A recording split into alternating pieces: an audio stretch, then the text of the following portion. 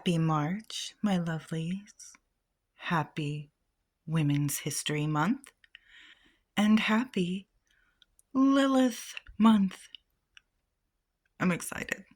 How crazy is it that I just found out it's Women's History Month and some other signs pointed me to choosing Lilith for this month for the 13 keys tag, and yeah, it's just perfect. Also, the energy I feel storming inside of me, I just feel like Lilith is perfect for now, intuitively.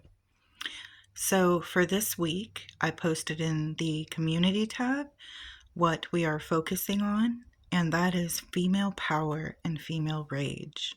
So if you're following along, of course, you can pick and choose intuitively which goddess or energy you want to work with this tag. It doesn't necessarily have to be the ones that I am working with. I'm going by my intuition and instincts on this with my spiritual compass.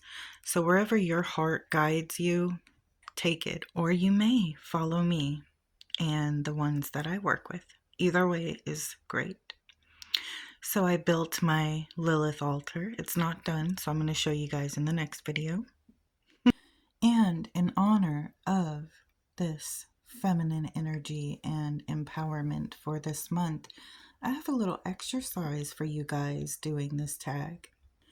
It is going to require a bit of divination, a bit of necromantic work, depending on how far you want to go with this.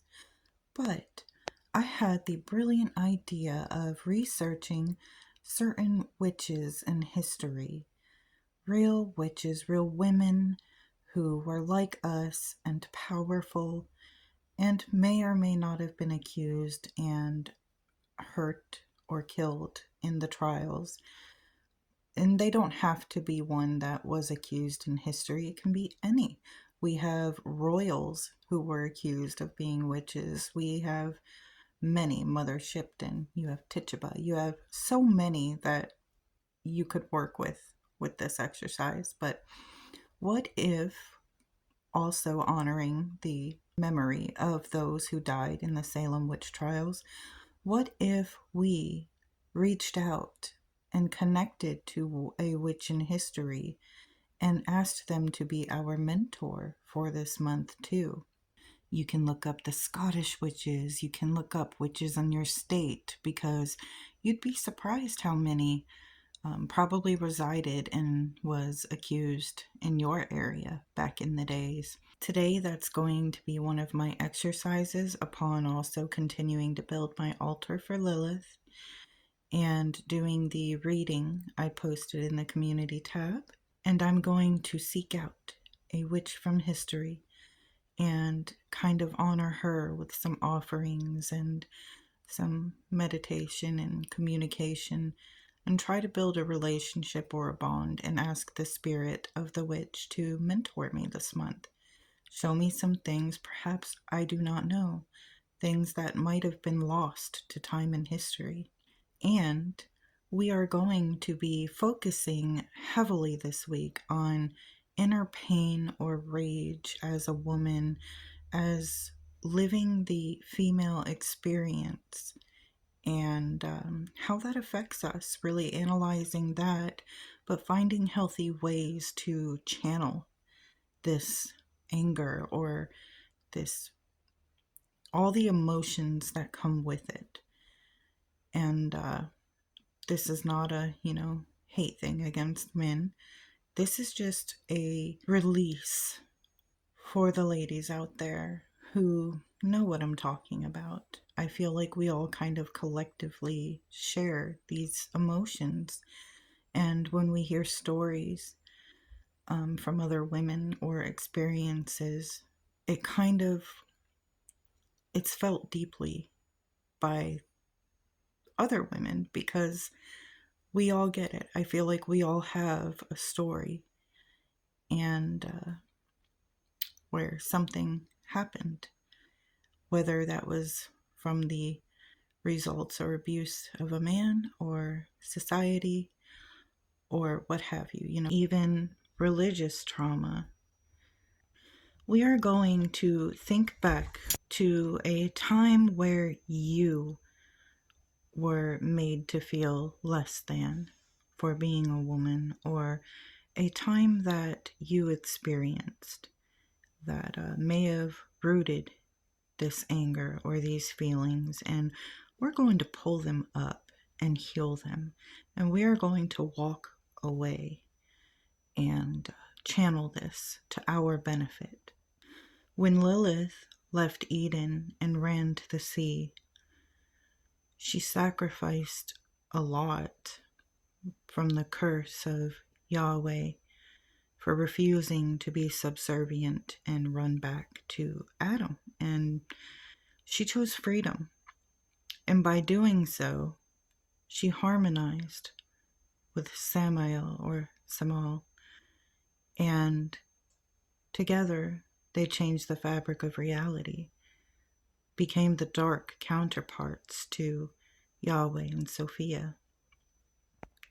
So, what we can take from Lilith's story, and we're going to get deeper into that later in the week too, I'm going to do a video on it, is we can walk away and find our own power and claim it and harmonize these things for our benefit, to change the fabric of our realities, to empower ourselves for what and who we want to be as a woman, as a person, as an individual. And we can rise up and demand our voices be heard, that we be seen, and that we have to understand our own strength. We have to understand our own power. I would like to have it to where by the end of the month, working with Lilith, she gives me the keys and guidance to understand who I really am as a woman and the power that I have. I feel like I do know some of it, but I feel like there's so much more to our complexity and to our experience spiritually as a example of the divine feminine manifested in our reality. So I want to explore this, and I'm really excited to see what Lilith will give me. All right, I'm going to do my reading for week 1, a spread I created, and let's see what I get to go from there. So let's just really quick go over the exercises. Build your altar, and you may or may not try to reach out and channel the spirit of a witch in history and see if she will mentor and guide me to some other knowledges that I do not have. I think this will be great, and I can't wait to update you on my results with that as well. You can do this by mirrors, seances. You can use your obsidian crystal balls. You can scry, you can do tarot readings to connect with one. The possibilities are endless. So I encourage you to try, and let's see what we get. But for the main reading, all right, guys, so now I am going to do my cards, interpret, and we will go over it together. And as I shuffle, I wanted to add, I will be asking Lilith for guidance and answers during this reading. As we can see, Lilith had a lot to say in this spread. So, okay, let's break this down. For number 1, what do I need to walk away from? 6 of Bibles. So this card is about victory and success, but also about validation. So I need to walk away from any type of validation seeking from others or the status quo. So basically, keep being me and be attentive and mindful to ensure that I am not trying to seek the validation from others, because ultimately that doesn't matter. What matters is my own beliefs about myself and my character. For the second question, How do I claim my dark feminine power? The skulls in this is cups. So I have the Ace of Cups. I feel like with that, it's to embrace my emotions and my intuition. I feel like if I seek emotional fulfillment, it will help me claim my power and also gaining control over my emotions and channeling that well. However, I got the Two of Skulls with it too, which is very much like partnership, friendship, cooperation, like the Two of Cups. So it symbolizes harmony. I think both of these cards are alluding to harmony and synchronicity with coming together, kind of like Lilith and Semiel. So I think this is also saying that I need to make creative changes and adjustments in order to keep a balance, a harmony, a harmonized relationship with everyone around me in order to claim my power through emotions. So I think there's like a intuitive message in there as well, to be very aware of who I am around, because how it affects me can affect my balance and my emotions. So that is really cool. For number 3, how can this power liberate me?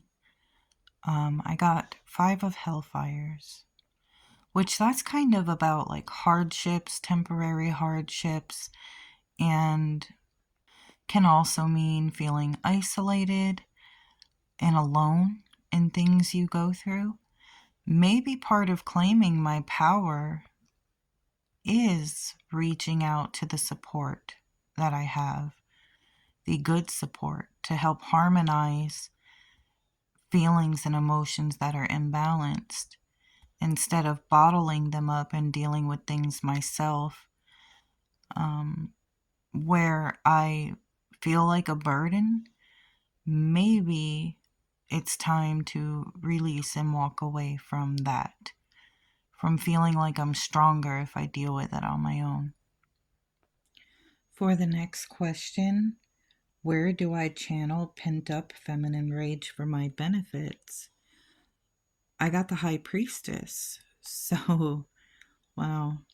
In this book, it talks about how mysterious and dark she is and how she holds keys to the unknown and many secrets and lost knowledges. I'm going to take that as a direct message from Lilith, since I asked her to give me these answers through this reading, that she's saying, let's put your all into me this month, and I will give you these mysterious keys, and your intuition will guide you through that. And by the time I'm done with this working, I will know how and where to channel this energy for my benefit. This one's kind of emotional and deep. So, for why do I carry deep-seated anger? I got 3 of Hellfire and 2 of Hellfire. So the 3 of Hellfire in this interpretation for this book, it is about like collaborations, work, people that you work with, crowds, and lack of harmony within all of that. The 2 of Hellfires is about balancing of the self and your responsibilities. So I got images in my head too of things that this brought to light, and I think that it is telling me I carry deep-seated anger because I'm angry at myself for times that I was careless and it ended up hurting me, but also people that I trusted or worked with or collaborated with in one way, shape, or form, because there's more ways to do that than work, had betrayed me, and in very serious situations. So it's creating a imbalance in my life, and I agree with that. It has been. I know this. I'm really aware of it. And though it has gotten a little better, I still carry that deep-seated rage. And I think also with the hints in this reading that there needs to be changes or walking away. Perhaps it's time to find a new and harmonized environment for me. I just need to find it and know where that is in order to release this. And hopefully, this is a sign that working with Lilith this month, I will be able to release and channel this for a better place in my life. For the next question, how do I use this anger to change my reality for the better? I got the star. I definitely think it is alluding to the last two cards. So the star in this book is about like guiding visions, healing. We all know that it's predominantly known as like the hope card or inspirations and having faith that you'll be able to be successful in whatever it is you're seeking.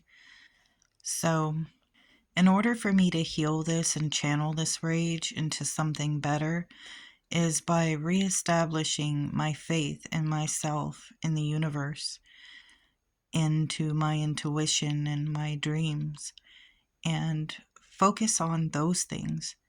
Through creating joy in my life, it will create balance and healing in a way. When I feel accomplished, I won't feel so angry at myself if I take it as a learning experience and use this energy to channel my intuition to guide me further along my journey, my path, my life, onto better things. I believe that the star also kind of symbolizes like the past, like what's done is done. Use the star to gaze into what's ahead. And for the last question, what practices can help me harmonize my masculine and feminine energy? I got temperance. I think a sentence from the book sums this up perfectly. It suggests that by combining different elements in your life, you can achieve a sense of inner peace and tranquility. The card represents the need for you to find balance between your spiritual and physical self, between work and play, between different areas of your life. Yeah, perfect. Avoid extremes and kind of take the middle ground. Well, I'm definitely going to be taking this advice, and I think balance ultimately is the key here. We need balance so very much in our world right now, where the masculine and feminine is very imbalanced, and the return of the goddess is happening before our eyes and manifesting in reality. And there is so much anger and pain in the world. So any keys I get to balance this within myself, because it starts within us. Change for the world starts within us, working on that ourselves and being better people and practicing this in the outside world. That is how change starts. So to balance all of these things within me will help my reality become balanced as well. If any of you guys ever seen those clips recently, like on Reels and TikTok and such, where like you see women I know it looks kind of funny and some people laugh at it, but it showed this retreat where women went to and they were just screaming and releasing all of this stuff they were holding inside. And there was a woman that was encouraging them to do so. And it looked like a practice or an exercise. But if you really listen with your heart to these women's wails and their tones, their frequencies, their energies, it is sorrowful. And there is something powerful in that. And I really feel like both are crying out in the world right now for balance. It's you see it everywhere. So hopefully I will obtain some badass keys from Lilith. I know I will. I mean, she's amazing. In order to do this and harmonize within myself. Well, thank you guys so much for watching, and I look forward to the coming weeks with you.